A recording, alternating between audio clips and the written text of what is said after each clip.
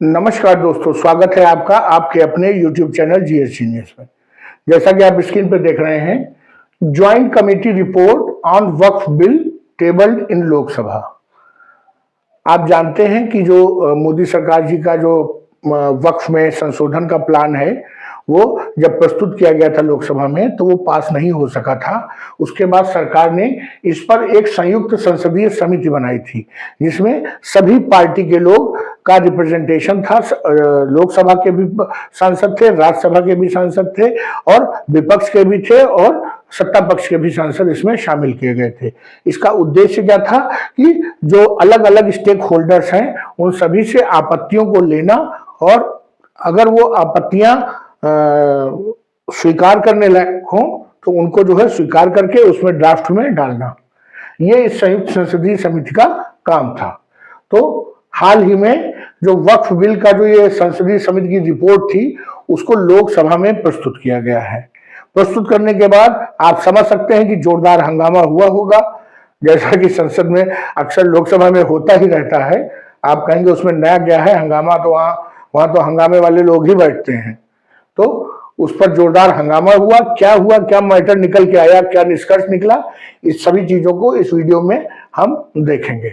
लेकिन वीडियो को मैं शुरू करूं इससे पहले हमारी आपसे रिक्वेस्ट है कि अगर आप हमारे चैनल पर नए हैं और आपने अभी तक हमारे चैनल को सब्सक्राइब नहीं किया है तो तुरंत इसको सब्सक्राइब कर लीजिए। बगल में ही इसका सब्सक्राइब का बटन है वीडियो के नीचे, आप उसको सब्सक्राइब कर लीजिए, क्योंकि इस चैनल पर इसी प्रकार की आपके आसपास की, आपके इंटरेस्ट की जो छोटी छोटी खबरें हैं उनको वीडियो बना करके प्रस्तुत किया जाता है। तो चलिए मित्रों, देखते हैं वक्फ बिल पर जो रिपोर्ट प्रस्तुत हुई है वो क्या है।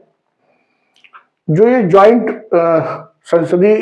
संयुक्त संसदीय समिति बनी थी वक्फ संशोधन बिल के लिए, उसको जो है 13 फरवरी 2025 को लोकसभा में प्रस्तुत कर दिया गया। और इस अवसर पर जो अमित शाह जो कि गृह मंत्री हैं, उन्होंने कहा कि जो बीजेपी है उसको कोई ऑब्जेक्शन, कोई विरोध नहीं है कि जो अपोजिशन के लोग हैं, जो विपक्ष के लोग हैं, उनके जो नोट्स हैं, अर्थात वो जो ऑब्जेक्शन लगा रहे हैं या जो उनको कहना है उसको भी रिपोर्ट के साथ अगर शामिल कर दिया जाए तो उनको कोई आपत्ति नहीं है। उन्होंने स्पीकर महोदय से ये कहा। क्यों?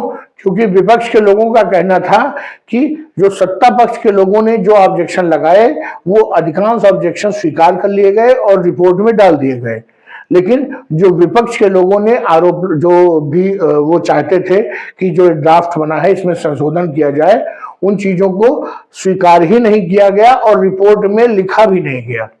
तो मित्रों, ये था पूरा मामला। और ये जब इतनी बड़ी चीज हो गई तो हंगामा तो होना ही था। तो अमित शाह ने कहा कि ठीक है भाई, इनके जो बातें हैं उनको भी उसमें डाल दिया जाए। भारतीय जनता पार्टी को, सरकार को इसमें कोई आपत्ति नहीं है। ये जो संयुक्त संसदीय समिति थी उसके जो अध्यक्ष थे वो थे जगदम्बिका पाल जी। तो जैसे ही इन्होंने जो रिपोर्ट है उसको प्रस्तुत करना शुरू किया तो जितने भी विपक्ष के सदस्य थे, सांसद सदस्य, वो जो है चिल्लाने लगे, नारेबाजी करने लगे और उसके बाद वो जो है वॉकआउट कर गए, अर्थात संसद के बाहर निकल गए, लोकसभा के बाहर निकल गए। उनका कहना था कि हम इस तरह की कार्रवाई में भाग नहीं लेंगे। वो लगातार जो है नारेबाजी करते रहे। और नारेबाजी किसके खिलाफ कर रहे थे?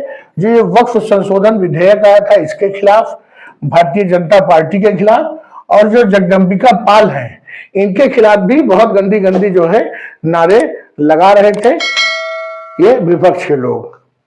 इसके पहले जो है 30 जनवरी को ये जो है रिपोर्ट, ये जो लोकसभा के अध्यक्ष हैं ओम बिरला, उनके समक्ष ये जो है उनको ये जमा कर दी गई थी जिससे कि वो भी इसको देख लें। जब उन्होंने इसको फाइनल किया तब ये जगदम्बिका पाल जी के द्वारा लोकसभा में पढ़ी जानी थी। और जैसे उन्होंने इसको पढ़ना शुरू किया, हमारे जो विपक्ष के सांसद थे वो नाराज हो गए और उन्होंने हंगामा शुरू कर दिया। जितनी भी पार्टी है विपक्ष में, उन सबका ये कहना है कि जो बीजेपी है वो वक्फ बोर्ड जो है देश में, उनको भंग करना चाहते हैं, उनको हटाना चाहते हैं।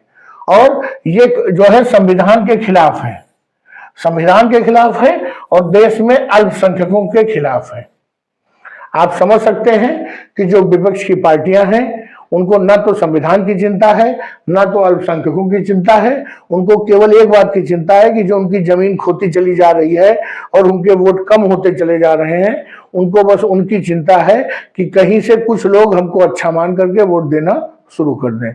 इसलिए उनका कहना था कि ये संविधान विरोधी है, मुस्लिम विरोधी है और वक्फ बोर्ड जो देश में है उनको खत्म करने की योजना है।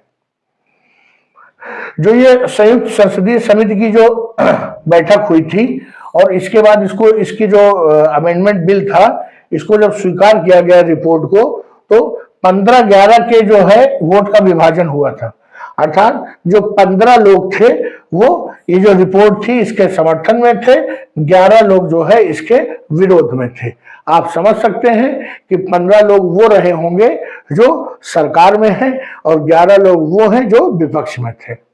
इसमें राज्यसभा लोकसभा दोनों के सांसद जो है शामिल होंगे। रिपोर्ट के अनुसार भाजपा के जो जितने भी सांसद हैं उन्होंने जो भी सुधार बताए वो सभी को जो है ड्राफ्ट में शामिल कर लिया गया और उनको स्वीकार कर लिया गया। जबकि विपक्ष के लोगों के जो चाहते थे वो जो बातें उन्होंने कही थी, जो आपत्तियां कही थी, उनको न स्वीकार किया गया और न रिपोर्ट में लिखा गया। तो इस पर विपक्ष ने काफी हंगामा किया और वॉकआउट कर गए। तो मित्रों, ये मैंने आपके समक्ष न्यूज रखी। अभी वक्फ का जो भूत है वो शांत बैठने वाला नहीं है, अभी इस पर लड़ाई लंबी चलेगी।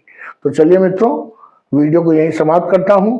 वीडियो अच्छा लगा हो, प्रेजेंटेशन अच्छा लगा हो तो वीडियो को लाइक करिए, चैनल को सब्सक्राइब करिए। धन्यवाद।